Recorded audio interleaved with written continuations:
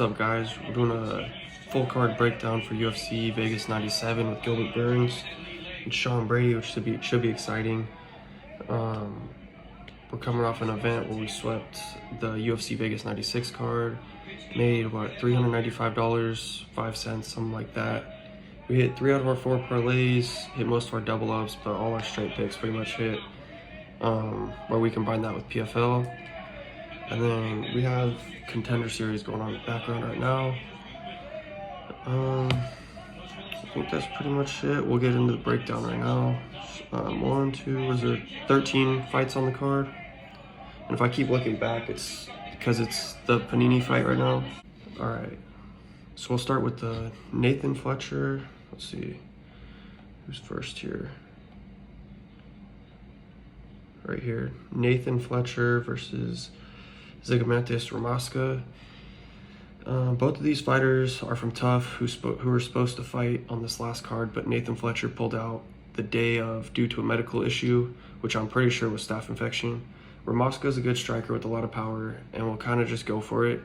Fletcher is more like a Paddy Pimblett type style with that really good grappling style.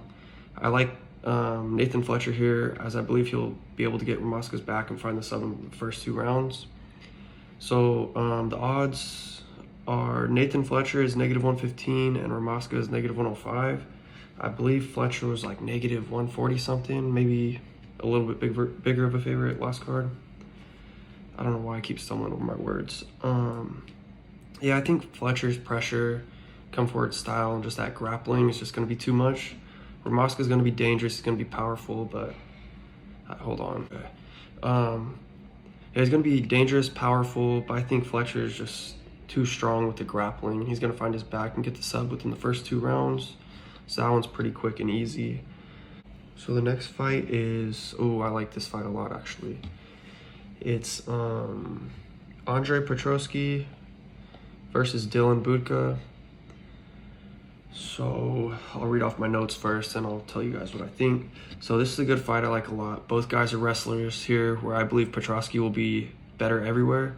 Both have cardio issues, but like I said, Petroski is just better everywhere. Petroski is coming off a win versus Josh Frem, controlling all 3 rounds at altitude, which is impressive, following his 2-fight skid to really good fighters in Jacob Malkoun and Michel Pereira. And if you guys don't know, Jacob Malkoun, he's going to be top 15. Michel Pereira, he's going to be, might be top 5. He's got some of the best striking in the division. Malkoun's just a relentless wrestler, so no shame in losing those. But there is a shame in how he lost to Jacob Malkoun, as he shot for a takedown, hit the hip, and knocked himself out pretty much. Budka is a good wrestler who has very bad cardio issues as well. As we've seen him start to gas out by the end of the first round versus Cesar Almeida, where he was ultimately put out by Almeida, who is a former Glory kickboxer who is best known for his win over Alex Pereira. I fully expect Petroski to be better everywhere this fight goes and should win this fight fairly easily, as I believe the UFC is giving Petroski somewhat of a layup. So if you guys don't know, Petroski, he was a favorite to win Tough, not this last season but the season before, and he got upset by, I want to say, Brian Battle, where he gassed out and got subbed. As you can see, he's, what is he? So on Tapology it says he's -280, but on my books he's -390 right now, which is crazy. Petroski is actually one of my highest confidence picks on the card. It's really just a layup. He's the better wrestler.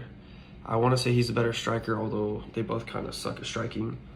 Petroski will be able to put pressure on him, wrestle him, and out cardio Budka, which is crazy to say.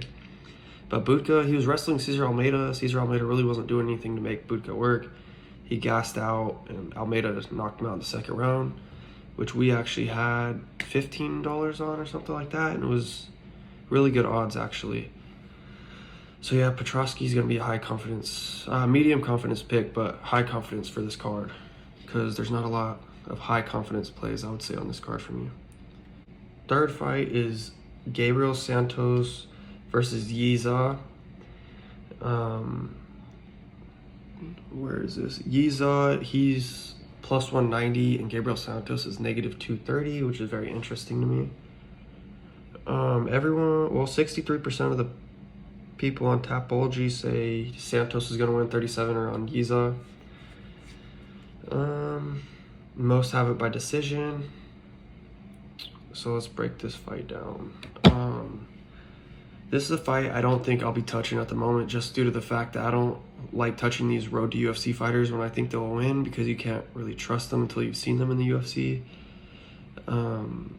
Yizha is the significantly better wrestler in this matchup, and Gabriel Santos is the better striker in this matchup, although he is a grappler.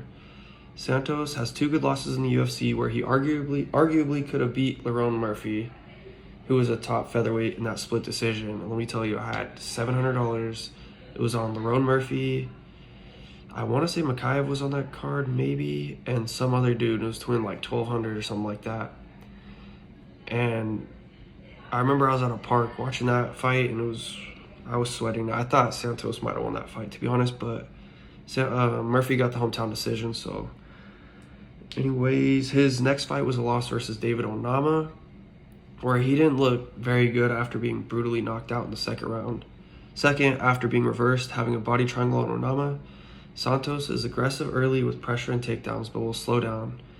I am taking Yizha, as I think he'll be able to get this fight down and control rounds 2 and 3 for a 29-28 decision. Like I said, you can't really judge these road to UFC guys, like how good they're going to be, their skills and all that, versus the guys they're fighting. So, hold on.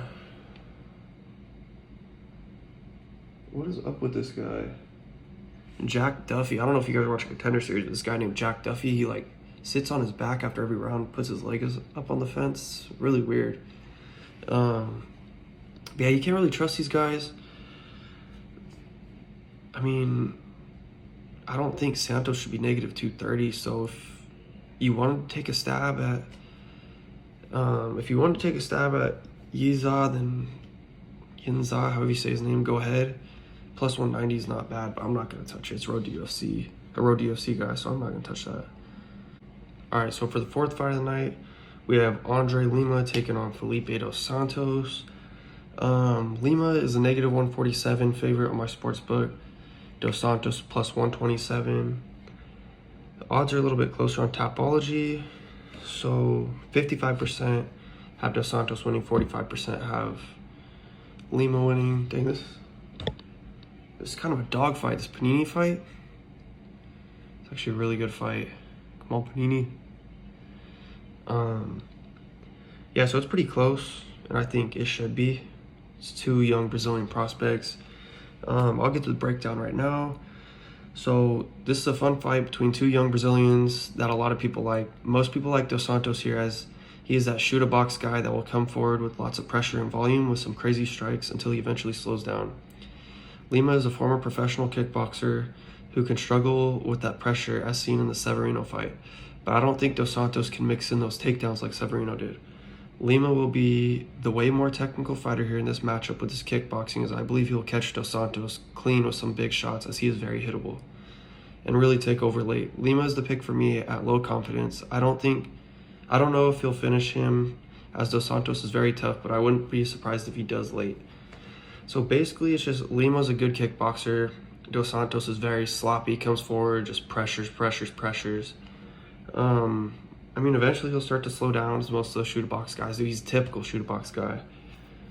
It's nothing I'd probably bet here, but I do think Lima wins. I think he catches him with the bigger shots, and if it goes decision, I think he wins by really just damage. And I wouldn't be surprised if he knocked Dos Santos out 3rd round. All right, so the next fight's Isaac Dulgarian versus Brendon Marotte. Dulgarian, negative 2,200 favorite, which is crazy. And Marotte is plus 1,000. I mean, the odds are probably correct here, so let me get to the breakdown and we'll talk about it. The odds are absolutely crazy, but this breakdown will be quick. Dulgarian is going to win this fight very early. His wrestling is very aggressive and very good. Marotte is a striker with bad takedown defense, so yeah, Dulgarian by round 1 ground and pound. I mean, I just think Dulgarian is just too explosive, too athletic, just too good. He's a really good prospect. His last fight was against, can I see on my iPad? I guess I can't. It was, Christian Rodriguez, that's right. It was a split decision. Dulgarian won the first 2 rounds clear as day. He started gassing out though. And then Rodriguez won the 3rd round, but somehow he lost the split decision. That was a terrible decision. I don't get it. His opponent is, let me see. It's kind of hard with the iPad. I should get it on the computer to be honest. But yeah, Brendon Marotte, he's not the best. I mean, if we look here,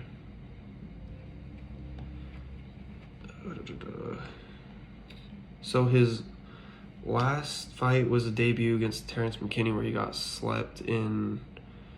He got knocked out and then ground and pounded 20 seconds into that. He was supposed to fight Muhammad Yahya, which I think he probably would have lost that fight too, which tells you how bad he is. So it's just a setup for Dulgarian pretty much. Yeah, he's gonna win round 1 ground and pound. I don't even know why I talked that much about it. All right, so the next fight, Jaqueline Amorim versus Vanessa Demopoulos. Jaqueline Amorim is -285. Demopoulos is +235. And if you don't know who Demopoulos is, she's the girl that wins all the bad split decisions. She jumps in Joe Rogan or Bisping's, whoever's DC's arms after the fight. Yeah, I'll get into the breakdown and we can talk some more about it. This fight seems very easy to break down, that a lot of people are just overthinking. Amorim is a multiple-time world champion in jiu-jitsu, which includes a no-gi world champion, which translates more to MMA because it's without all the gi, like the clothing and all that, the extra clothing where you grab onto, which we don't do. No one does in MMA. Vanessa, she's a former stripper. Vanessa is tough as she's been finished. She's never been finished in the UFC. My bad, I can't even read. Never been finished in the UFC, but she gets a lot of bad decision wins, which I think is because she shakes her ass. Like, I really think that's why. That's all the judges are looking at. She's more marketable. I don't think any of that politics stuff works here because Amorim is a baddie too. Amorim will exploit Vanessa's bad takedown defense, which sits at 30%, and probably get that submission win, as Vanessa has never really fought a high-level submission ace like Amorim.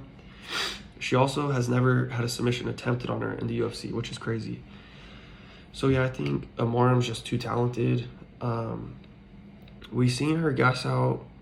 She was dominating, I want to say she was dominating Sam Hughes in the first round. She just gassed out. And Hughes took that fight over like she does with a lot of her wins. So yeah, she's on a 2-fight win streak. Her against Ruiz was a ground and pound win. Her last fight against Corey McKenna, that was a quick armbar. And yeah, a lot of people might say this fight's a safe over or whatnot, but it's not.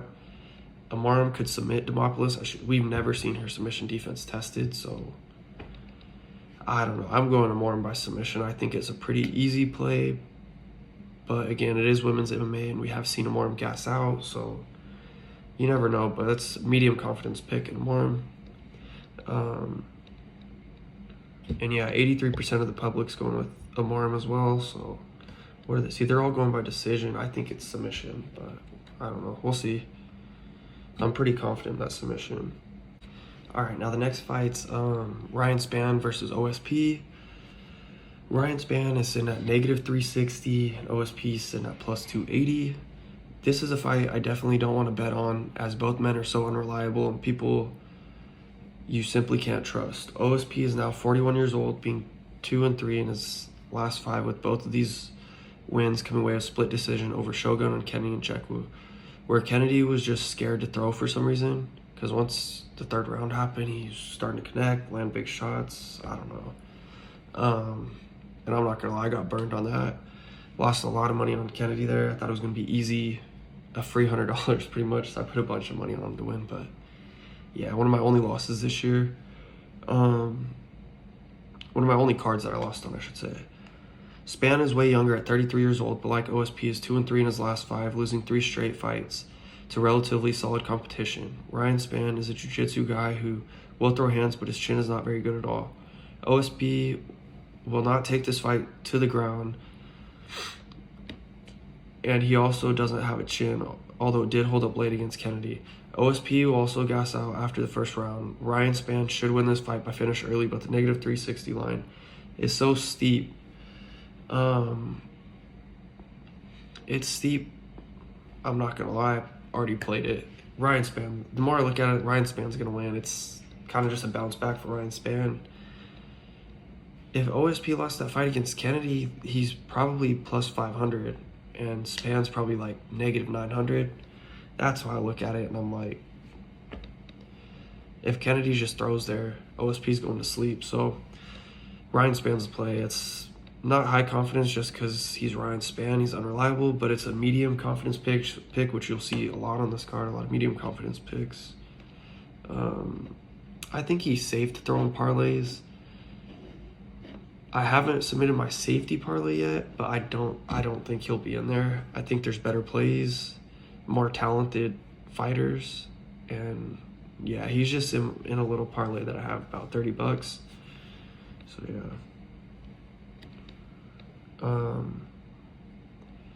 So yeah, 83% of the public's on Ryan Spann. Most of them think it's by KO. Yeah, it's probably what's gonna happen, to be honest. Or if you don't trust it, just play the under 2.5.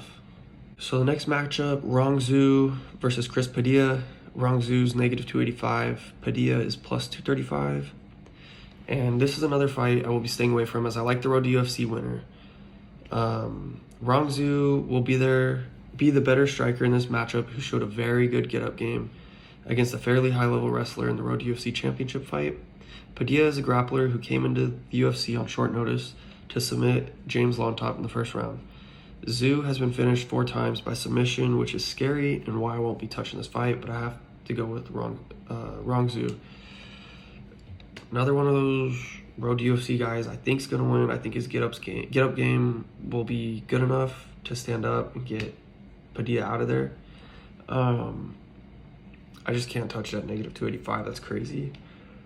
According to Tapology, the community, 75% on Rongzhu, which is what I have. They have it by decision. Go decision, go KO. I'm not going to touch these fights. I have no clue what's going to happen with these road to UFC guys. So I'm not going to pretend like everybody else and think I have like a prediction, because I don't. I don't think anybody has an accurate prediction how this fight's going to go. But yeah, the next fight, dang. Trevor Peak versus Yanal Ashmouz. So yeah, this is once again another fight I'll probably be staying away from unless I find an over-under I like. Peak has a big skill gap in the skill side of MMA compared to almost everyone in the UFC, but his heart and toughness is up there with anyone. He's a striker that has recently been mixing in takedowns, who is going to be coming forward with pressure, just throwing bombs. Yanal is a wrestler who's best known for the big upset win over Sam Patterson, where he sent him to the shadow realm. His last fight against Chris Duncan, he broke his arm in the first round and still managed to keep it at a somewhat competitive fight. I'm taking Yanal here, as I think he'll just be able to take down Peak whenever he wants. This is that fight card. I want to say Gabriel Santos and Lerone Murphy were on. I'm not 100% positive. But I remember being at a park with my siblings when it happened. That's when the Makayev leg thing happened. That's when Patterson got slept. And I want to say that's when Lerone Murphy got that decision. But yeah, that's who I had. Christian Leroy Duncan, Makayev, and Lerone Murphy. That was my $700 parlay to pay out. I want to say it paid out like $1,200. It might not have been $1,200. Yeah, Trevor Peak, he doesn't have much skill at all. He kind of just like sit there and he'll kind of throw wing punches. He's been mixing in takedowns with pressure. He has a bunch of heart, toughness. He just doesn't have much skill. And I think Yanal is like a good enough wrestler to be able to keep him down for 3 rounds. So if you want to take a stab at him at negative 110, that's actually not bad. I said I wasn't going to play it, but the more this week goes on, I'm kind of thinking about putting like maybe $20, some little, on Yanal. Maybe throw him in a parlay, maybe. But yeah, the next fight, let's see what the public thinks. Trevor Peak 67%. That's kind of crazy. They think by KO. 33% that are on Yanal have him by decision, which yeah, decision for sure. That actually wouldn't be a bad play. If we get good enough lines on the Yanal decision, that'd actually be pretty good. I would probably play that if it's like plus 150. but I doubt. It'll probably be like plus 130. Next fight is Matt Schnell versus Alessandro Costa. Costa's negative 510, which is kind of crazy. If you didn't get in early enough, that's why. Matt Schnell's plus 370. This is going to be a fun fight, as I personally love when Matt Schnell fights. Schnell is a dog, but he has a glass jaw, being knocked out 5 times in his 8 losses. He has good jiu-jitsu, but usually ends up in stand-up fights because he has a hard time getting the fights to the ground. Sometimes he just doesn't want to. He'd rather just keep it standing. So yeah, Costa's a solid striker with good leg kicks, which if you watched his last fight, tore up the dude's leg. I want to say I had a pretty good amount of money on him that fight, and he was only like negative 130, but he looked like he was negative 800. But yeah, he has good leg kicks, and he also has pretty good takedown defense. Costa has 2 losses in the UFC to Steve Ursig, where he took a round, and Amir Albazi, where he also took a round on short notice, which is very impressive. Costa should find the KO in this one, but negative 510 is a steep price to pay for Alessandro Costa. So his 2 losses, like I said, Steve Ursig, 1 mistake away from being world champion. And yeah, he got slept by Kai France, which had a feeling. I bet Ursig, but I had a feeling all week that Cara France was going to win. And then Amir Albazi, who is probably fighting for the title next. So it's like he's going to have the 2 recent title challengers or as his 2 losses.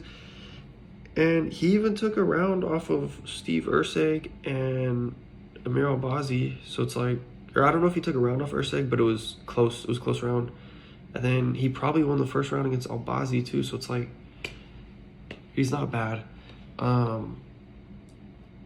Yeah, I mean, I feel like Costa's a play here, but I wouldn't touch him at negative 510. So we'll have to see what the props are next week when they drop.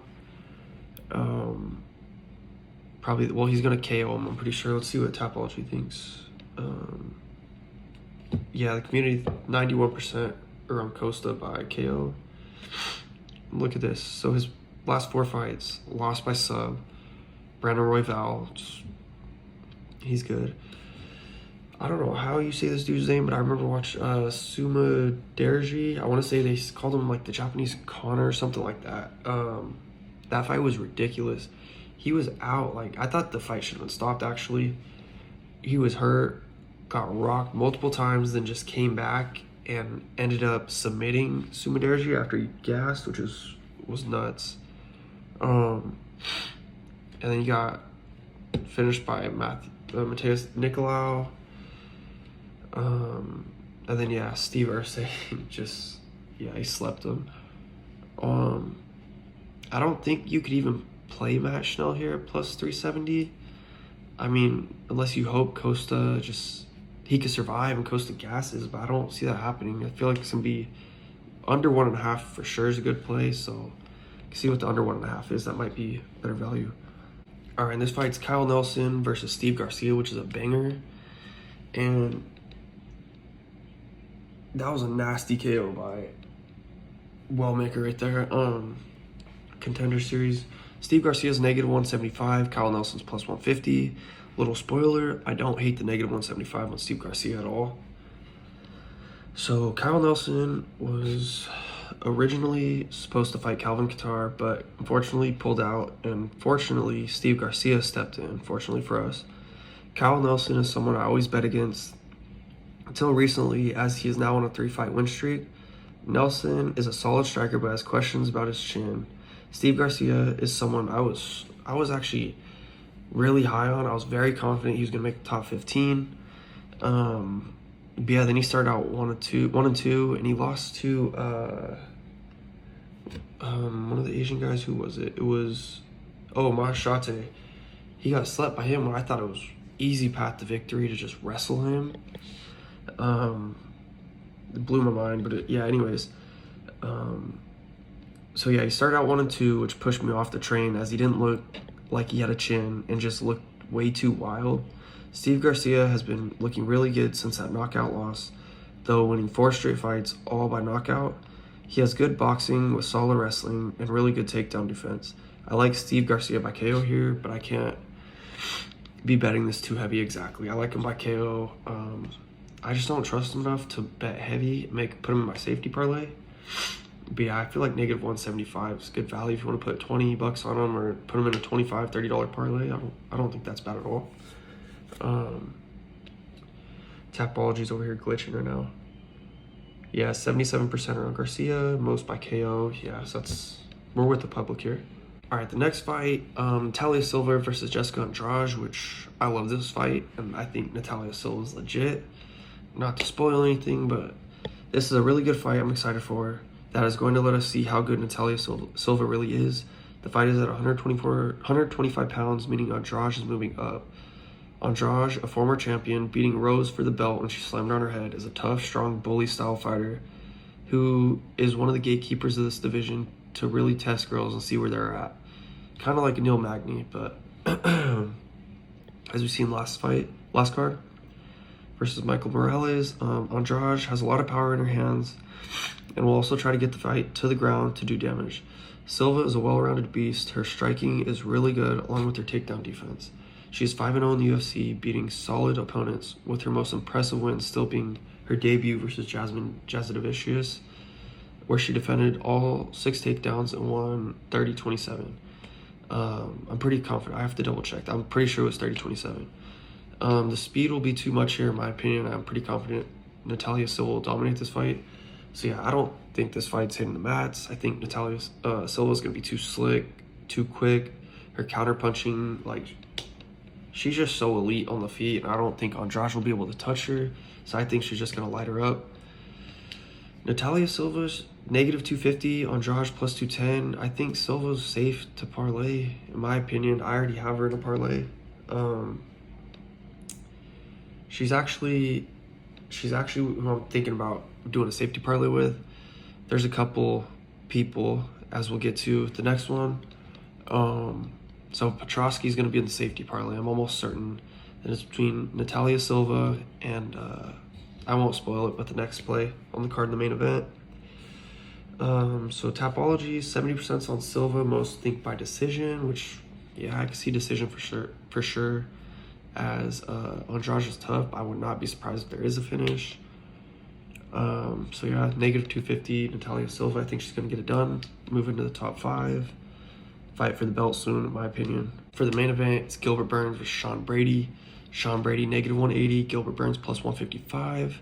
I'm not going to spoil anything. I'm doing a breakdown first, then we'll talk about it. So this is a great fight the UFC put together for 5 rounds. As many people are probably intrigued by this matchup because of Gilbert's name, who I have always thought was overrated because of his big shot landed on Usman. Gilbert is an elite jiu-jitsu guy with power in his looping strikes. See, no straight strikes, just looping, and people think he has crazy good striking. I don't get it. It's a lot of casual talk, but just because you can throw looping punches doesn't mean you're a good striker, as we've seen him versus Bilal, which is it happened exactly how I predicted. I said Bilal's better everywhere. If he wants to take it to the ground, he could have taken it to the ground and not been submitted, because Gilbert, I think his jiu-jitsu is overrated too, especially at this weight class, and his striking's overrated, as we've seen. His jiu-jitsu, yeah, as I just said, is very overrated, as he has not submitting top guys and only has 2 submission wins in his last 17 fights. So all you guys praising his jiu-jitsu and all this stuff, 2 subs and 17 fights, like his last 17, that's kind of crazy. Like his brother, he has cardio issues and tends to be somewhat of a quitter, as he gets finished a lot when times start going I don't know what I said. When the tide starts going the other way. Sean Brady is an elite jiu-jitsu guy as well, with the better wrestling here. His striking isn't the best, but I believe it'll be solid enough to stay with Burns on the feet until he gets his takedowns. But also you have to realize Brady's striking isn't terrible. It looked improved against Kelvin Gastelum. I wouldn't be surprised if he dropped Burns, either knocked him out, maybe submitted him, little club and sub. But he has power in that left hook. He's also catching Bilal a lot with that, a lot. So I'm pretty positive he'd catch Burns too. The biggest concern here with Brady is his gas tank. As we've seen him gas bad versus Chiesa. 1 second. Okay. as we've seen him gas bad versus Chiesa and Bilal in round 2. However, I'm pretty confident Brady wins this matchup, as he's the younger guy here with some momentum after submitting Kelvin Gastelum in the 3rd round, where he showed improved cardio. His cardio looked really good, as Gilbert is coming off that KO loss to JDM, where he was just exhausted. I mean, I think Brady's a better wrestler. His jiu-jitsu's better. His striking, I would say, is... I think his striking is going to be better in this matchup. And they both have cardio issues, but I think Sean Brady showed a lot more improvements in his cardio. His last fight where Burns, I've never really seen it. So yeah, I'm going to go Sean Brady all day here. It's at a medium confidence pick right now, but I'm probably going to move it to high confidence. So like I said, it's between him and Natalia Silva for the safety parlay. And I'm probably going to go Sean Brady because I don't know why, but I'm really confident in Sean Brady this week. We'll see. Like, look at this. Gilbert lost to Bilal Muhammad. Good guy. Jack Della Maddalena. Good guy. But I think Jack's on... I mean, we can't compare that. Okay, then he lost to Kamzat. That was close. I think Kamzat's overrated. But look at his wins. So, Neil Magny, George Masvidal, those are his wins in his past 5 fights. And he's 38 years old, while Sean Brady's 31. I don't know. I think Brady's going to... I just keep talking myself into Brady, so I think Brady's going to be the safety parlay. But yeah, the Patreon's $199, as it says below. In the left corner, bottom left corner, it says we're up like 3,900 something on the year, which is true. You could check the Patreon pages, it's all there. I have spreadsheets, everything. So yeah, we'll have more videos out coming the next 2 weeks about all our bets and stuff like that. But if you get in on Patreon, you get breakdowns, confidence levels. You get all the bets early. So you get in on the lines, all this stuff. Prize picks we have on there, underdog. And it's just a lot of profitable betting. We're 34-5 in events this year, I want to say. So it's all just smart, profitable betting. But yeah, just let me know in the comment section who you guys have, and I'll see you guys next video.